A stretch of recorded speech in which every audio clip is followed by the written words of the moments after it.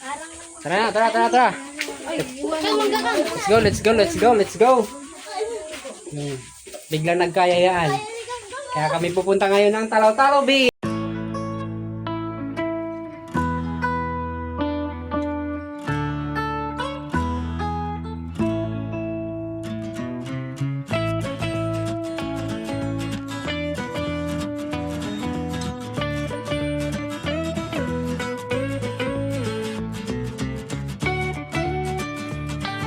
Bili muna tayo ng babaunin.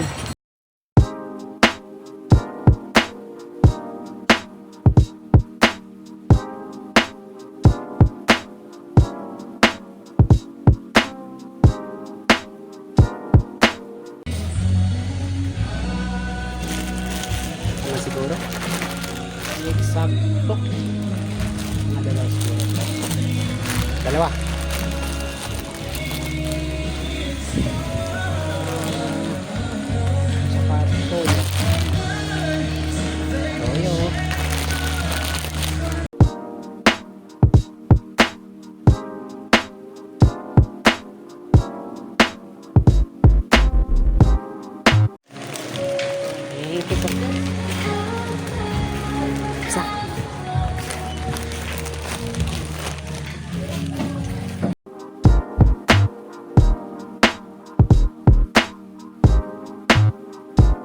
Dahil marami kami, wala tayong pambayad sa pamasahe, maglalakad na lang kami.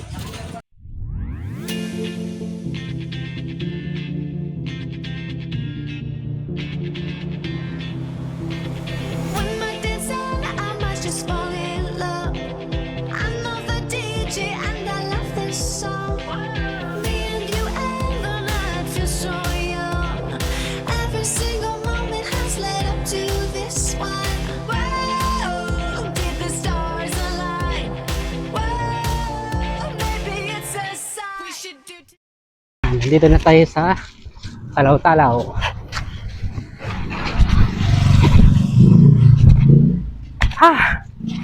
Mga 20 minutes na lakaran pa. Buti na lang yung dinadaanan sa mga ganito may mga kahoy. Wala, grabe. Tutong. Sino sa inyo si Kida? Ikaw yung follower ko, ano?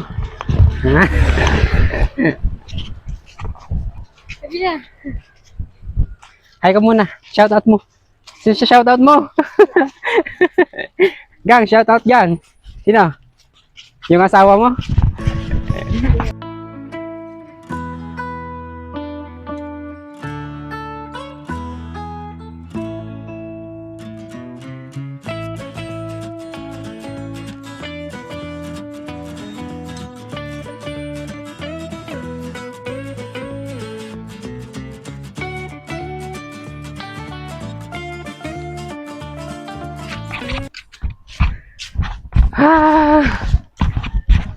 Malapit na tayo.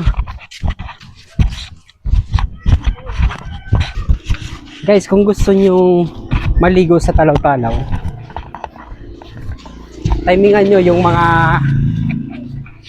pataid na, kasi ang sarap maligo pag malaking dagat, malamig. Hindi tulad nung sobrang init tapos pahibas, ang pangit. Kaya tatimingan nyo talaga yung pataid pa. Tsaka dito sa Talaw-Talaw, mayroong mga private, mayroong mga privado, mga pampublikong mga beach. Kung medyo ayaw yung maraming tao, pupunta ka doon sa mga private. Pero kung gusto nyo makalibre kayo, makatipid, di marami dito pampubliko.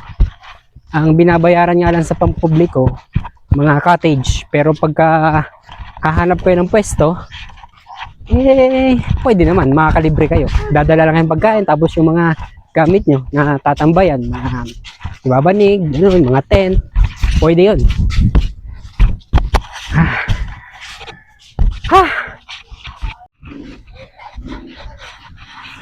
Guys, konting taste na lang.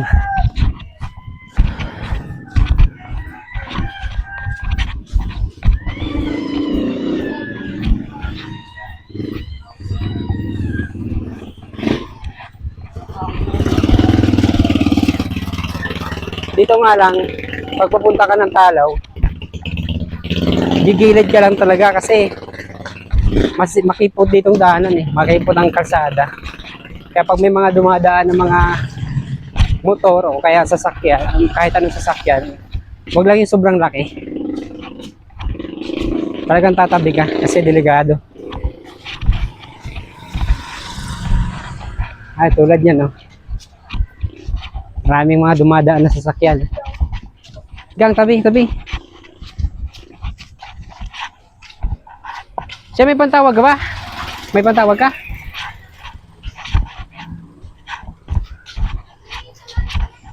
Saan? Saan ang daan? Saan ang daan?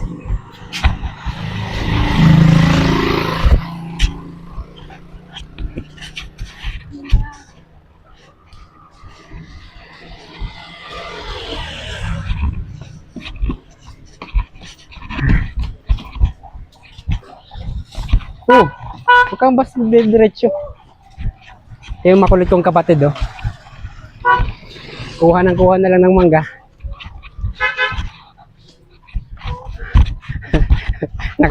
Nakarami na. Ilang piraso na, gang? 3. Makulit ka talaga, ano? Bigyan mo mamaya si Bina yan, ha? Ay, yung mga kasamaan ko, pagod na. Okay. Nandito na kami. Lapit na.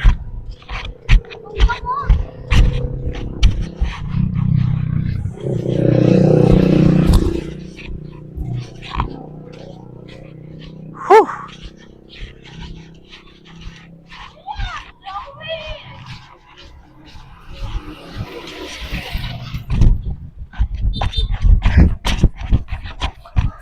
Dito, malawak ang kalsada dito kasi highway na ito eh.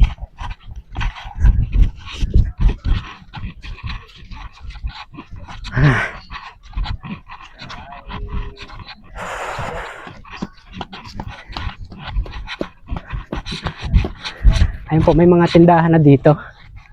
Dito sa may Talaw-Talaw. Kaya kapag gusto nyo ng ano, wala kayong dalang pagkain, pwede na kayo dito kumuha. Bumili dito. Marami ng mga tindahan dito.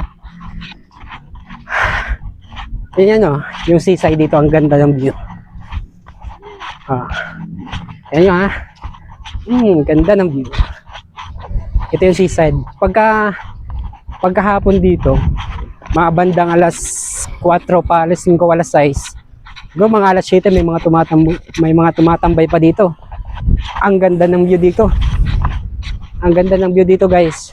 Ang sarap sa pakiramdam dito, ha? Whew.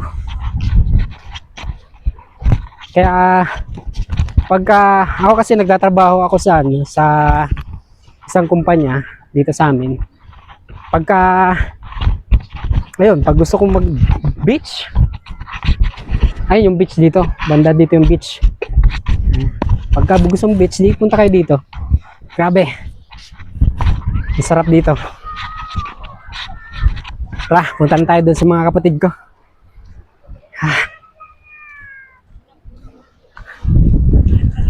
Dito tayo dadaan.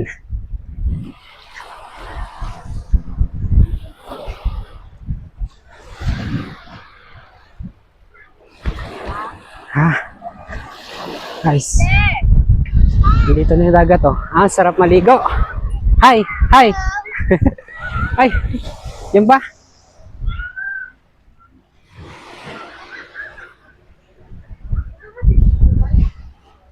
Magkano cottage? Hindi ko lang alam. Tayo? Alam ko isang daan eh. Ay, kuya Dudong, may chat kasi ako dito. Kinit. Maya, ibabad ko. Din. Yeah, sabi ko, sige po. Doon tayo. Magkano din. Tara na, kayo siya. Tara, let's go. Maghahanap muna tayo ng mapupwestuhan.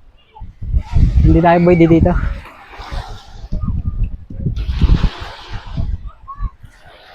Ang ganda ng view. Sarap maligo. Ha? Magkano kaya dyan? Wala akong pambayad. Wala ako ba? Ito tayo magpakati. Doon ba sa atin, ano? Malayo kayo dun po. Doon ba yun? Asan tao dito?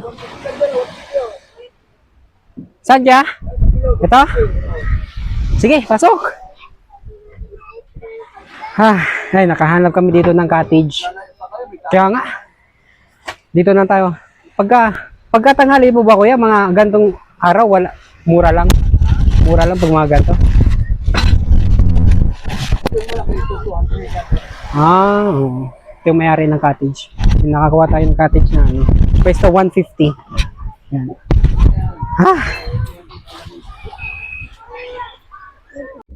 Yan, nagbayad na tayo ng 150 para dito sa pwesto natin. Pero bago tayo maliligo, kakain muna tayo kasi anong oras na? Anong oras na? 11:40. Ayun. Sakto pang lunch time na. Kain muna tayo. Bye. Sige.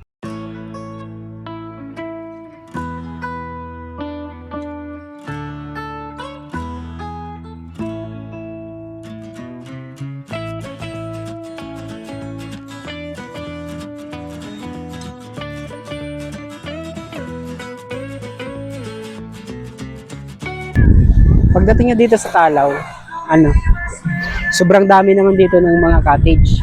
Mamimili lang kayo. Itong mga cottage na ito, wag kang lalayo ha. Itong mga cottage na ito ay mga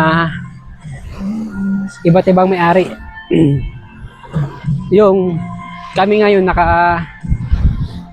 nakakuha kami 150 mura, pero pagka ito kasi maraming tao, halimbawa pagka Sabado, Linggo, yun, sobrang dami ng tao, medyo nagmamahal sila ng singil kasi maraming tao eh.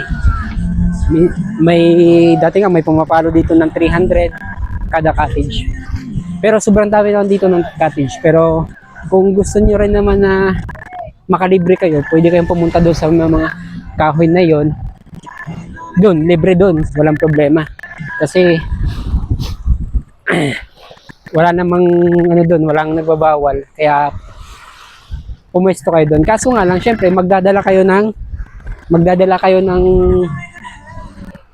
mga gamit nyo. Halimbawa, tent, or pwede mga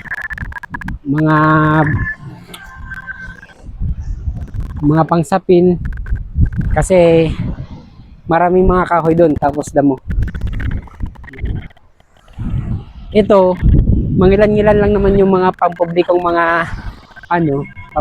mga beach. Pero yung nakikita nyo sa bandang unahan natin, yun, simula doon sa may white na yun,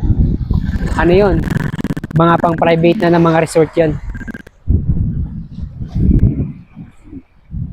Ayan. Pero yung mga pang private na resort dito, sobrang dami ng mga pang private na resort dito. Mga magaganda din naman kasi mayroon silang beach, tapos meron din namang pool. Tapos yung iba may slide pa. Tapos may pwede kayong magdala doon ng mga lutuan ninyo kung gusto magluto. Dito din naman sa pang public, pwede rin kayo magluto. Magdadala lang din kayo ng lutuan.